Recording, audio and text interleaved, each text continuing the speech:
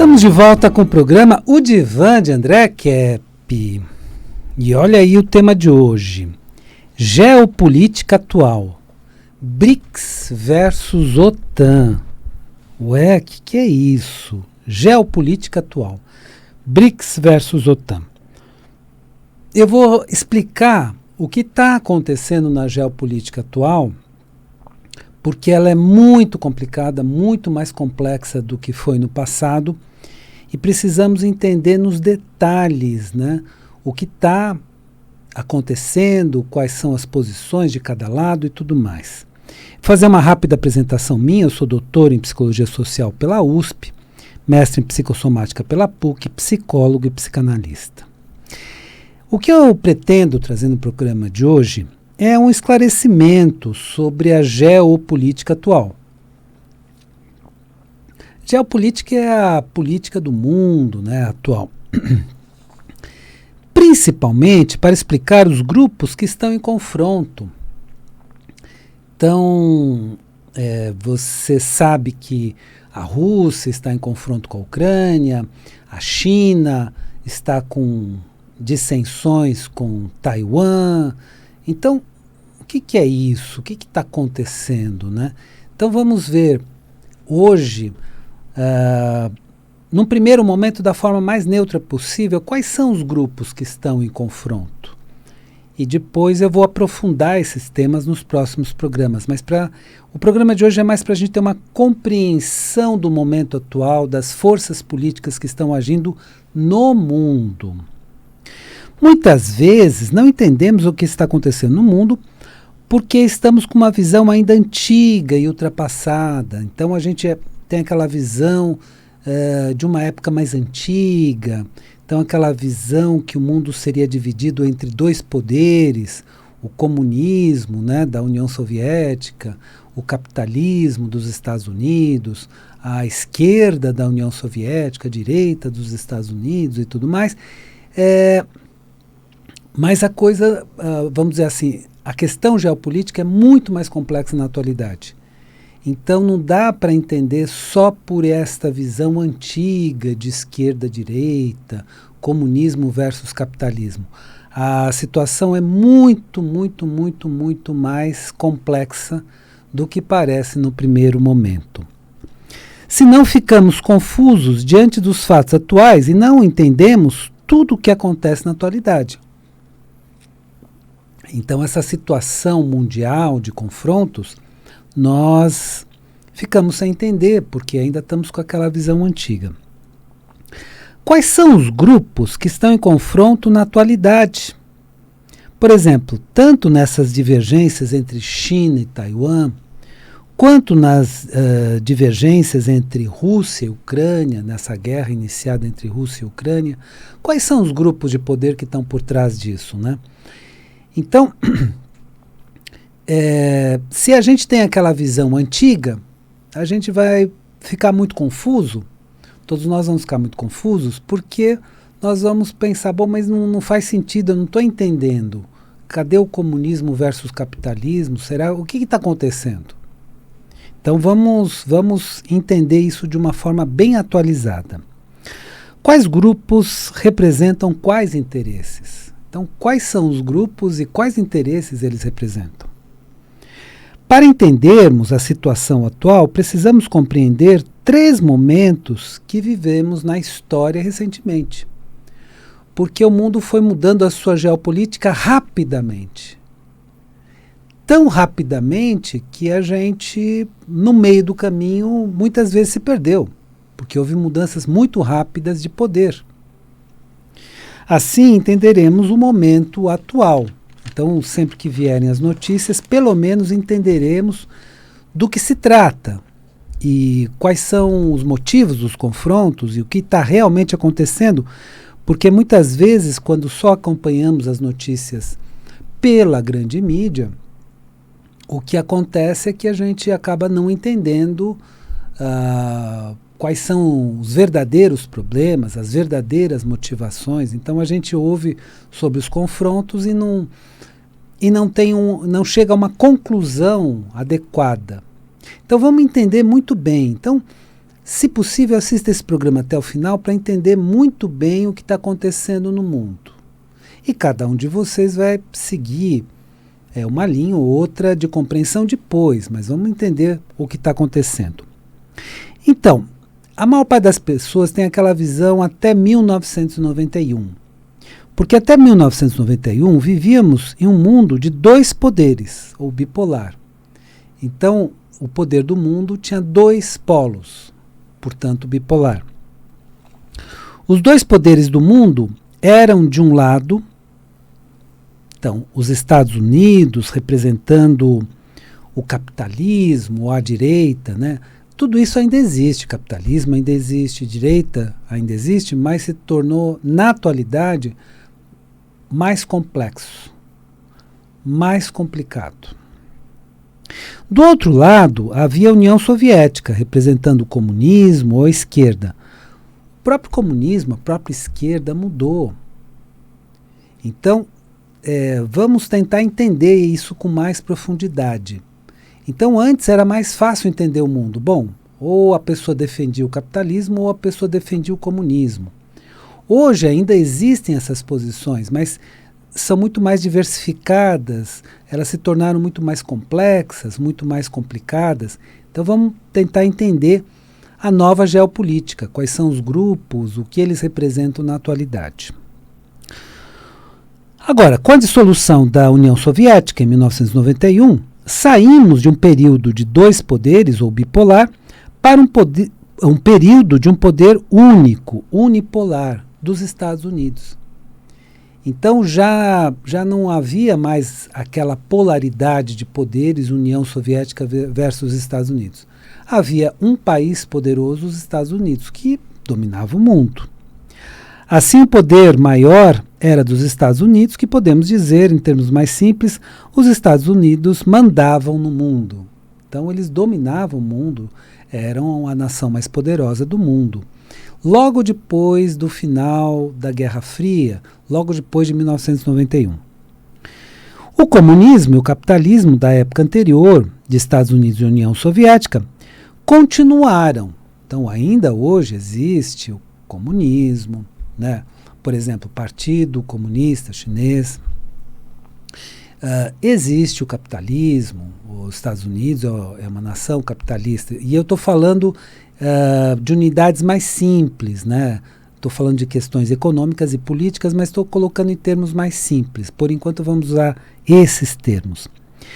Mas se tornaram diferentes e mais complicados de se entender. Então agora é uma outra época. Tudo precisa ser entendido de uma outra forma. É que muitas vezes a geopolítica que a gente aprende na escola é essa antiga. E quando a gente vai aplicar no momento atual, começa a não entender mais nada. Então vamos entender bem essa geopolítica atual.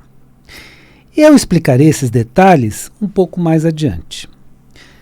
Mas, depois de 1991, o mundo deixou de ter um poder bipolar de Estados Unidos e União Soviética para um poder unipolar de Estados Unidos. Então saímos de uma época bipolar para uma época unipolar. Só que agora, nesse exato momento, estamos em um terceiro momento. Olha como mudou rapidamente a geopolítica do mundo. A geopolítica do mundo não mudava no passado tão rapidamente, né?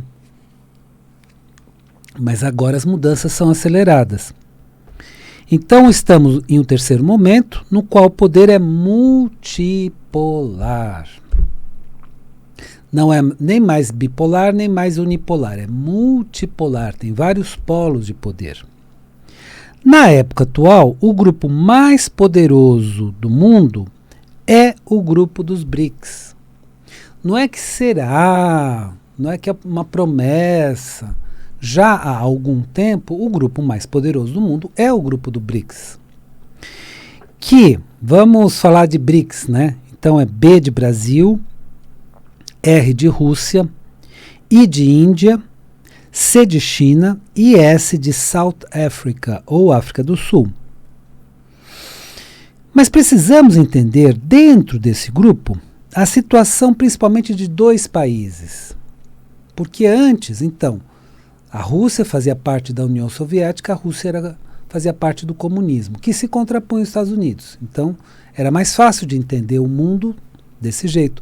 Atualmente, a Rússia deixou de ser comunista. Então, vamos prestar bastante atenção em dois países, Rússia e China.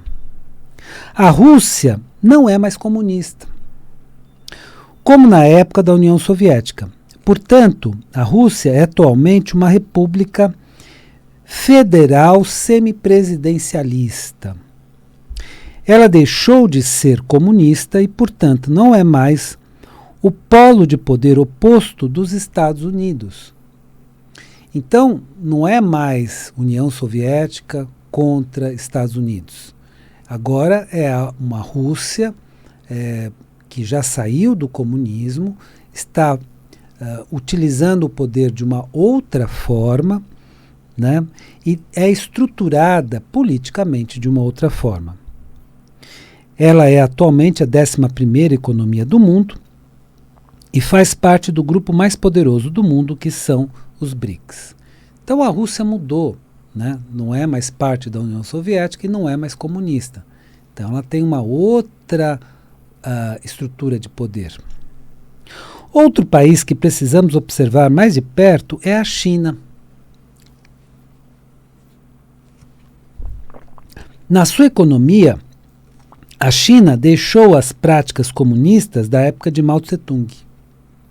Então, no começo do comunismo lá, as práticas do Mao Tse-tung eram mais rigorosas, eram contra a elite do país.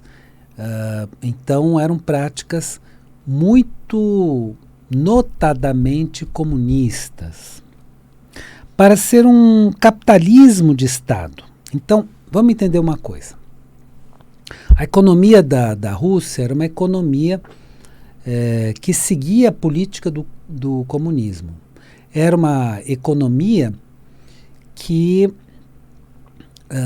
era voltada, por exemplo, no caso do Mao Tse-tung, valorizando muito os agricultores, muitas vezes indo contra as elites culturais, os próprios professores, né, todas as pessoas que fariam parte dessas elites culturais, e favorecendo a Revolução Popular, como foi chamada na China.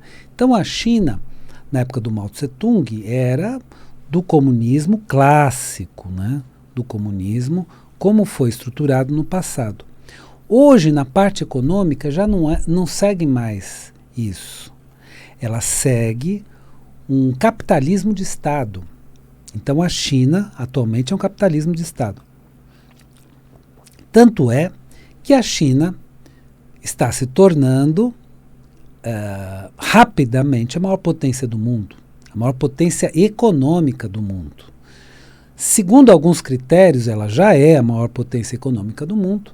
Segundo outros critérios, ela ainda não é, e os Estados Unidos continua sendo a maior potência econômica do mundo, mas por critérios diferentes. Então a China vive uma realidade muito diferente do que a gente imagina. Com essa mudança econômica, a China está se tornando, pouco a pouco, no país mais poderoso do mundo. E, como eu disse, segundo alguns critérios, já é o país mais poderoso do mundo economicamente. Se na economia a China deixou as práticas antigas do comunismo, na política a situação é um pouco mais complicada. Então, na parte política, a situação é bem mais complicada. Vamos tentar entender um pouco dessa parte política da China. Então é um pouco mais complicado de se entender. O Partido Comunista Chinês tem várias vertentes. Então aquela vertente maoísta antiga ainda está lá. E tem vertentes mais atuais, vertentes que entendem que, assim como a economia foi se tornando cada vez mais capitalista, né, a política deveria rumar para um caminho também mais liberal, vamos dizer assim. Então você tem várias vertentes dentro do Partido Comunista Chinês. E isso faz com que não haja um único pensamento. E, entretanto, existem os tradicionalistas que querem voltar ao antigo comunismo, ao maoísmo, por exemplo, contrário ao capitalismo, e existem outros grupos que pensam diferente e querem que a China caminhe para uma política semelhante à da Rússia. Então, que a China se tornasse um país politicamente semelhante à Rússia e rompesse completamente com este modelo comunista. Então, tem muitas vertentes dentro do Partido Comunista Chinês e o atual presidente, Xi Jinping, ele precisa harmonizar todas essas correntes. Então, desde os radicais tradicionalistas, maoístas, até, vamos chamar, os progressistas, de alguma forma, e até os que querem que a política se torne mais para o lado do liberalismo, né? Então, temos todas essas correntes e o Xi Jinping precisa harmonizar todas essas correntes diferentes dentro do Partido Comunista Chinês. Então, a situação é muito complexa. Não dá mais para ver como a gente via no passado ou como a gente observava no passado. Dois polos, um polo muito claro nas suas posições, outro polo muito claro nas suas posições, porque até a posição dos Estados Unidos mudou muito. Então, com a atual administração Biden, há uma forte tendência também a leis, vamos chamar assim, mais próximas do socialismo. Então, a própria posição dos Estados Unidos mudou bastante. Claro que os Estados Unidos continuam uma economia liberal, capitalista, mas começa a seguir modelos diferentes. Então, nada é mais tão claro como era no passado. Portanto, nos atuais confrontos mundiais, temos de um lado um grupo, os BRICS. Então, de novo, Brasil, Rússia, Índia, China e África do Sul. Então, de um lado, os BRICS, que é o grupo mais poderoso do mundo. E, de outro lado, temos um grupo que pode ser chamado, por enquanto, e eu vou usar termos bem brandos por enquanto, porque nós vamos fazer um estudo que prossegue sobre isso, e aí nós vamos utilizar termos um pouco mais específicos, que vão mostrar algumas realidades específicas disso. Mas vamos usar um termo bem neutro, OTAN, que é a Organização do Tratado do Atlântico Norte, porque inclui os Estados Unidos e a maior parte dos países da Europa. Então você tem esses dois grupos. Esse grupo, que por enquanto estamos chamando de OTAN, que é a Organização do Tratado Atlântico Norte dos Estados Unidos, estamos chamando de OTAN simplesmente pelo motivo que esse grupo congrega Estados Unidos e Europa. Só por esse motivo. Não é a própria OTAN, não é a própria organização chamada OTAN, mas engloba Estados Unidos e Europa. Então são esses grupos que estão em confronto. Então, sendo que o BRICS é o grupo mais poderoso, e esse outro grupo, que por enquanto estamos chamando de OTAN, é um grupo dos Estados Unidos e da Europa que está se contrapondo. Aí você pode se perguntar ou me perguntar, André, mas qual a importância de saber disso? A importância é que vamos entender do que se trata os conflitos atuais. Quais são os grupos de poder que estão em confronto? Então, por exemplo, quando a Rússia invadiu a Ucrânia, e poderia ser um conflito localizado, que culminaria num tratado de paz, o que aconteceu? Imediatamente a OTAN ela deu força para a Ucrânia, a Europa enviou tanques, a Alemanha e a Inglaterra enviou tanques para a Ucrânia. Então, um conflito que poderia ser localizado e rápido, agora está se estendendo com a ajuda da OTAN. E, novamente agora, nesse confronto entre China e Taiwan, que pode se agravar sim, a OTAN, o Ocidente, está defendendo Taiwan e já quer talvez instalar, com a ajuda do Japão, alguma base também no Oriente, naquela região. Então, começa a ficar muito claro os grupos de poder que estão em embate.